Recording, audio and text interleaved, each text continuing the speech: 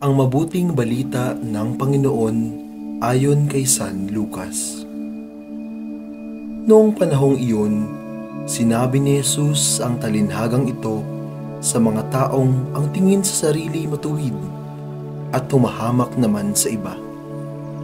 May dalawang lalaking pumanik sa templo upang manalangin. Ang isa'y Pariseo at ang isa na may publikano. Tumindig ang Pariseo at pabulong na nanalangin ng ganito: O Diyos, nagpapasalamat ako sa iyo pagkat hindi ako katulad ng iba, mga magnanakaw, mga magdaraya, mga mangangalunya, o kaya'y katulad ng publikanong ito. Makalawa akong nag-aayuno sa loob ng sanlinggo. Nagbibigay ako ng ikapu ng lahat kong kinikita. Samantala, ang publikano'y nakatayo sa malayo, hindi man lamang makatingin sa langit, kundi dinadagukan ang kanyang dibdib at sinasabi, O Diyos, mahabag po kayo sa akin na isang makasalanan. Sinasabi ko sa inyo, ang lalaking ito'y umuwing kinalulugdan ng Diyos, ngunit hindi ang isa, sapagkat ang sinumang nagpapakataas ay ibababa, at ang nagpapakababa ay itataas. Ang mabuting balita ng Panginoon. Pinupuri ka namin, Panginoong Hesukristo. Ang pagpapakumbaba ay pagkilala sa katotohanan ng ating sarili.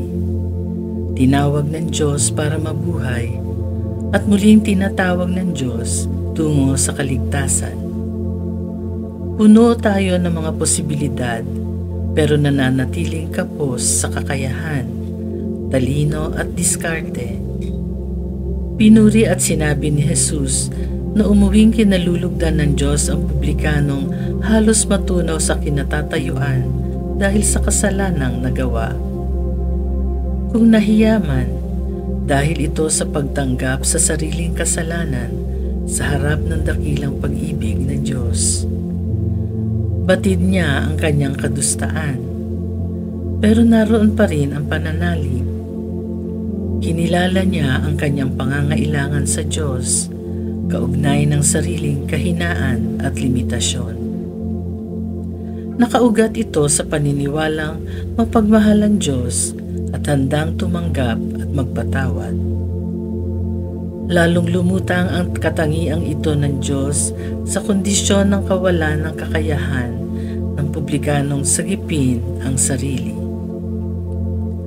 Tumutulak ito sa pag-amin at pagsuko ng kahinaan sa kapangyarihan ng Diyos. May kaugnay na pagpapahalaga pa rin sa sarili dahil hindi siya nawalan ng pag-asa. Ang pagpapahalaga sa sarili ay mula sa naunang pagpapahalaga ng Diyos sa Kanya.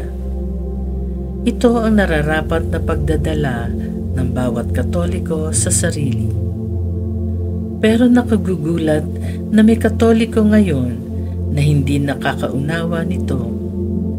Sila yung mga mapagpaimbabaw at mapagmalaki, tulad ng mga Pariseo na agad humuhusga sa mga makasalanan.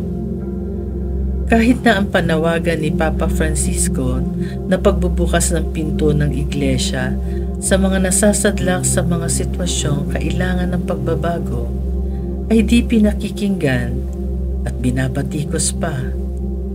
Para sa kanila, kailangan muna ang pagbabago para maging bahagi ng simbahan. Naging premyo ang pagtanggap sa iglesia, di na tulad ng pagtanggap ni Kristo sa mga nasasadlak pa sa kasalanan. Nakakalimutan nila ang pagmamahal ng Diyos kahit na tayo ay makasalanan pa. Ang pagtanggap at pag-ibig ng Diyos ang siyang epektibong kondisyon para ang isang tao ay magbago. Ang pagyakap sa pagmamahal ng Diyos ang tumutulak sa pagbabago. Kaya nga, kahit makasalanan, naroon palagi ang pagkakataong magbagong buhay ayon sa kalooban ng Ama. At kadalasan, ang pagbabago ay nangyayari dahan-dahan. Ang mga taong kumikilala sa sariling sugat ang higit na nakauunawa sa kapwang sugatan din.